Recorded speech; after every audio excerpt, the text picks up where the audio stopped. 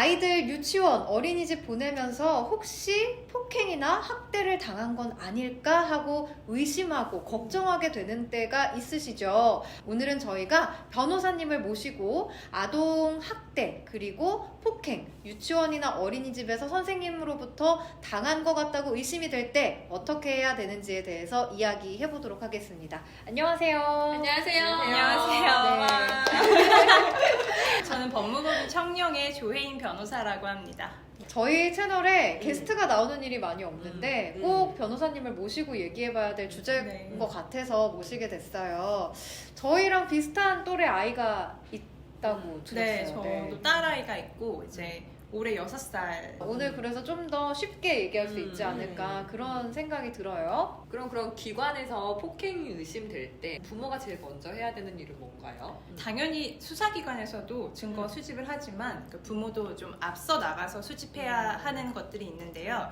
우선 이제 CCTV가 있어요. 맞아요. 이제 어린이집 같은 경우는 CCTV 설치가 의무화돼 있어요. 60일 이상의 기간은 정해서 보관을 해야 하고 유치원 같은 경우는 의무는 아닌데 제가 뭐 최근에 본 통계에 따르면 사립 유치원의 경우 90% 이상 유치원이 그 CCTV를 설치하고 있다고 하더라고요. 그래서 아이가 좀 이상하다. 평소와는 다르고 집에서 이제 좀 그 유치원이나 어린이집에서 있었던 일에 대해서 얘기를 하는데 좀 문제가 될 만한 내용이다. 그러면은 유치원 어린이집 측에 CCTV 열람을 신청을 하셔야 돼요. 며칠째 CCTV를 다 보실 수 있으니까 그 특정해서 한번 열람을 해보실 필요가 있습니다.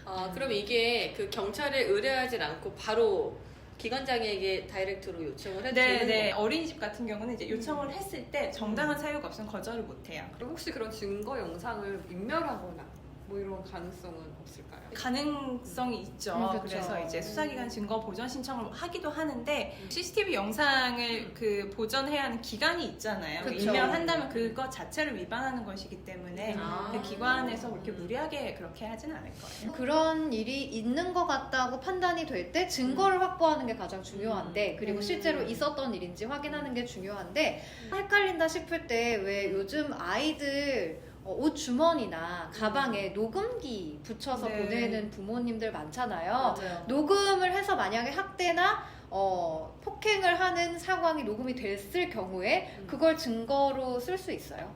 그러니까 이게 사실은 우리가 왜 많이 얘기하잖아요. 막 불법 녹음, 음. 처벌된다 뭐 이런 얘기 되게 많이 하는데 통신비밀보호법이라고 해서 타인 간의 대화를 녹음하지 못하게 정하고 있는 법이 있어요. 네. 그런데 포인트가 타인 간의 대화이거든요. 그러니까 우리는 지금 대화자 간의 대화인 거죠. 그래서 우리의 대화는 동의를 받지 않고 녹음을 해도 괜찮고 이렇게 녹음된 대화는 법원에서 증거의 자료를 활용할 수 있어요. 그런데 그게 아니고 제가 쏙 빠진 상태에서 몰래 녹음기를 딱 두고 가는 거예요. 그 상태에서의 녹음된 내용은 타인의 대화인 거죠. 그러니까 통비법에서 금지하는 것은 대화자가 당사자가 아닌 대화를 녹음하는 것을 금지하는 것이고 그게 아닌 이상은 불법으로 수집된 증거도 아닐 뿐더러 통비법 위반도 아니거든요. 선생님이 다른 애들한테 대하는 뭐 그쵸, 그쵸. 그렇게 있을 수 그거는 있겠죠. 타인의 대화죠. 그래서 선생님이 내 아이에게 이제 뭐 협박을 하거나 욕설을 하거나 강요를 하거나 이런 거는 사실 타인의 대화는 아니죠. 그래서 이제 이러한 경우에 한해서 증거로서 기능할 수 있다라고 보는 견해가 있고요. 실제 법원에서도 이제 공익적인 측면과 또 타인의 대화가 아니라는 점을 고려해서 증거 능력을 인정한 사례도 있습니다. 네. 그러면 만약에 저희 아이의 녹음기에 옆에 A 친구가 네, 네. 학대당하는 게 찍혀요. 그러면은 줄 수 있냐? 줄 수 있는. 그거는 사실 그렇게 되면 사실은 이거는 이제 통비법 위반이 위반일 수가 되는 있죠. 거죠. 네. 같은 그러니까- 부모 입장에서 그쵸. 지나치기가 네. 너무 힘들잖아요. 그럴 때는 사실 진술을 해주셔도 돼요.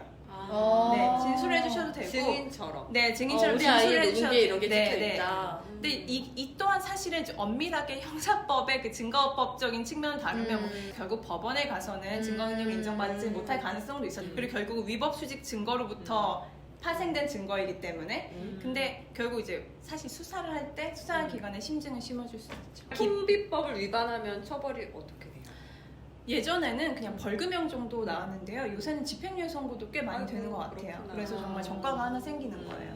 네, 그러니까 정리해보자면 아이는 당사자기 때문에 네. 그렇게 녹음기를 달아서 보내는 건 문제의 소지가 없고 네. 증거로도 채택이 될 수 있고 하지만 거기에 다른 아이가 폭행을 당하거나 학대를 당하는 게 녹음이 되면 네. 그거를 증거로 사용하기에는 애매한 게 많기 때문에 그걸 그냥 그런 사실을 그 엄마에게 알려주거나 네. 혹은 진술을 해주거나 하는 게 네, 최선이거든요. 차라리 그렇게 하는 게 낫고 네. 사실은 이제 타인의 대화가 녹음된 거기 때문에 이 녹음기를 달려서 보내는 것 자체도 통비법 위반이 될 수 있어요. 왜냐하면 그 행위 자체로 대화자 간의 녹음뿐만 아니라 사실 타인의 대화자 녹음되어 있잖아요. 그쵸. 근데 이제 그렇게까지 문제 삼는 경우는 많지는 않았습니다.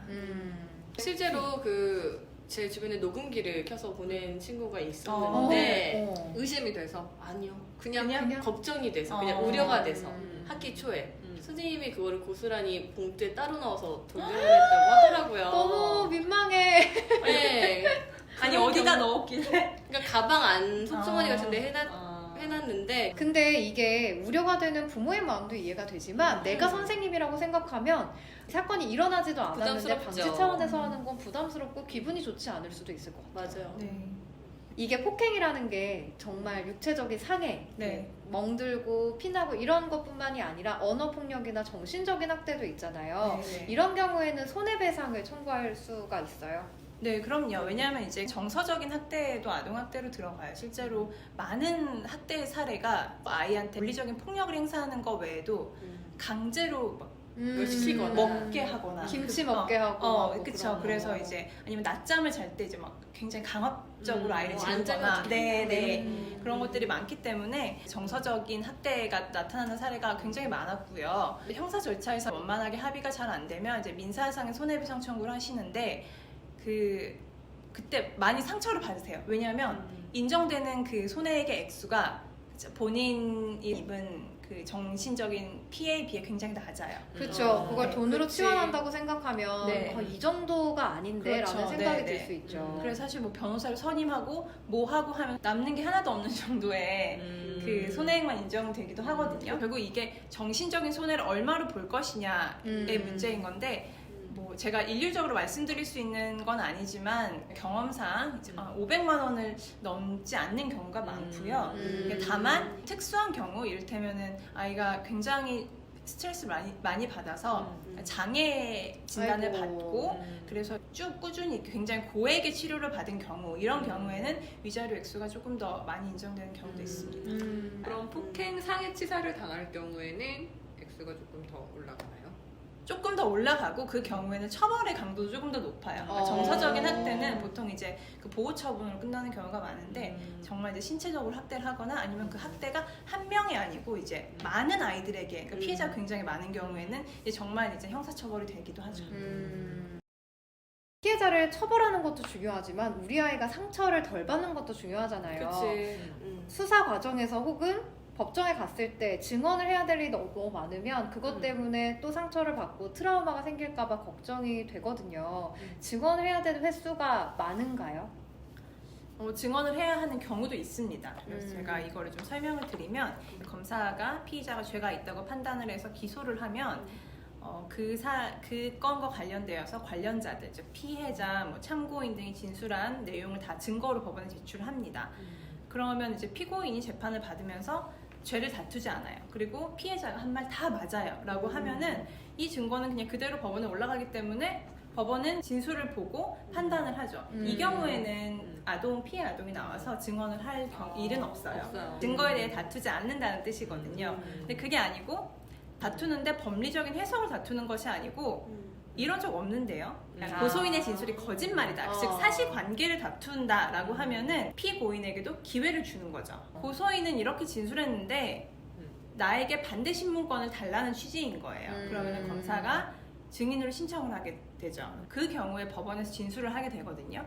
그때 출석을 안 한다라고 하면은 내가 수사기관에서 했던 진술들이 다 증거로서의 가치를 갖지를 못해요. 증거 능력이 다 부인이 되기 때문에 결국은 출석을 할 수밖에 없어요. 근데 이게 얼마나 힘들어요. 그러니까요. 성인인 저희가 생각해도 힘들기 때문에 원래 특례가 있어서 성폭행의 피해자 또는 아동의 경우에는 이제 조사를 할 때 영상 녹화를 하거든요. 네. 이제 그 영상 녹화물을 반대 신문 없이 그냥 그 자체 그러니까 그 진정 성립이 인정이 되면 음. 그것을 증거 능력으로서 인정을 해줬는데 음. 최근에 이제 헌법재판소에서 이것이 피고인의 방어권을 지나치게 침해한다고 판단을 해서 위헌으로 보았고 그래서 결국은 다시 이제 출석해서 증언을 아이고. 하게 되는 상황이 됐는데 그래서 이제 국가에서도 이제 제도적인 지원을 하고 있어요. 해바라기 센터에 출석해서 영상으로 증언을 하는 것을 지원을 하는 등의 직접 출석은 네. 아니어도 그리고 이제 간접 출석으로. 어차피 출석을 하더라도 이제 분리되어서 하기 때문에 직접 그쵸. 마주볼 일은 없긴 한데 음. 그러한 이제 제도적인 지원을 하고 있습니다. 성 관련돼서 이렇게 증언을 할 때 그 네. 명확하게 성기 명칭을 지칭해야 된다고 네. 들어서 성교육을 할 때는 음경 음순을 분명하게 알려줘라 이렇게 제가 들어본 맞아요. 적이 네. 있는데 소중히 이렇게 말하면 증거로 채택이 안 된다고. 그렇죠. 이제 그것도 사실은 내가 피해 아동이 아무리 뭐 소중이라고 말한다고 하더라도 그 피고인이 인정을 하면 문제는 안 되는데 이제 인정을 안 했을 때 그럼 소중이가 무엇이냐 이런 게 문제가 되는 거죠. 최근에 좀 이런 게 화두가 된 것으로 알고 있고 그래서 그 정확한 이제 성기의 명칭 등을 좀 알려줘서 교육을 하고 그 피해자의 진술을 받을 때에도 그 진술을 조금 더 구체적으로 이끌어내기 위한 노력을 많이 하시죠. 네. 최근에는 이런 일을 겪은 부모들이 온라인에 글을 올리거나 공론화시키는 경우가 많잖아요. 그런데 이렇게 공론화시키는 거는 현명한 방법일까요?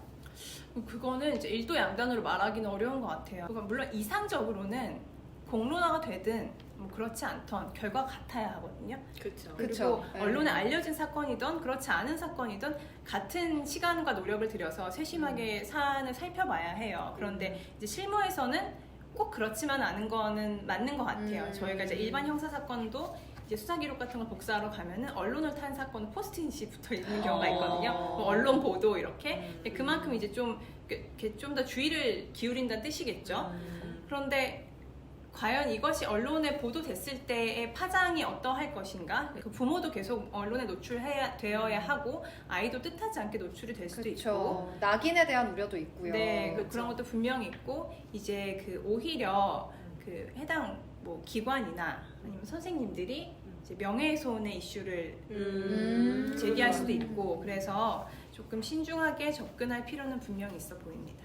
지금까지 저희가 한 얘기는 뭔가 어른인 가해자가 아이에게 피해를 줬을 때의 상황인 건데 네. 사실 이제 한 5, 6세, 6세, 7세도 아이들끼리의 문제도 충분히 일어날 수 있잖아요. 맞아요. 성적인 문제도 일어날 수 네. 있고 폭력적인 문제도 일어날 수 있고 그럴 경우에 저희 아이에게 피해를 준 가해자 아이를 대상으로 제가 뭐 처벌을 요할 수 있는지 보호자를 대상으로 피해 보상을 요구를 해야 되는지 네. 그 우선은 아동, 그러니까 뭐 한 7세 이하의 아이들은 당연히 형사 미성년자이기 때문에 처벌받진 않아요. 저희가 좀 고소를 한다고 하더라도 민사 청구는 가능합니다. 근데 이때도 아이를 대상으로 하는 것이 아니고 그 감독 의무가 있는 자, 즉 보호자인 부모와 기관의 장에 대해서도 청구할 수 있어요. 그렇게 해서 저희가 민사상 손해배상 청구를 할 수 있고요. 근데 다만 이제 그 감독 의무자들은 본인이 감독 의무를 해태하지 않았다는 것을 입증을 하면 그 면책이 되긴 합니다.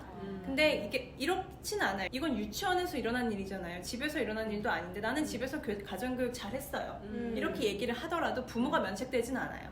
그리고 그 감독 의무를 다 했다는 것 역시 피고인 감독 의무자에게 입증 책임이 있습니다. 그래서 실제로 최근에 그런 걸 본 적이 있는 것 같아요. 어린이집 바깥에서 네. 아이들이 일어나는 학교할 일. 때 맞아. 일어나는 네, 상황에서 이제 그 어린이집 원장이나 유치원 원장은 자기들은 책임이 아니다. 없다. 교육이 끝나고 나서 이루어진 거기 때문에 피해가 없다. 뭐 네. 그거는 맞는 말이긴 하네요. 법적으로는. 근데 그렇진 않죠. 왜냐하면 결국은 하교 길이었다면은 그리고 이제 그 만약에 그 스쿨버스를 운행하고 있는 상황이라면은 스쿨버스에서 뭐 아이의 이제 아이가 잘 내렸는지 확인할 의무도 있고 지도 의무가 있거든요. 그럴 수 네. 있겠네요. 사안에 따라 좀 다를 것 같습니다. 이야기하는 것만으로도 좀 마음이 많이 무거워지는 것 같아요. 그렇네. 그래도 우리가 두루뭉술하게 알았던 거를 이렇게 변호사님의 도움을 받아서 이야기를 들으니까 훨씬 더 명확해지는 것 같고요. 혹시 도움이 필요해서 이 영상을 클릭하셨다면 영상에 정리된 내용으로 조금이나마 도움을 받으셨으면 좋겠습니다.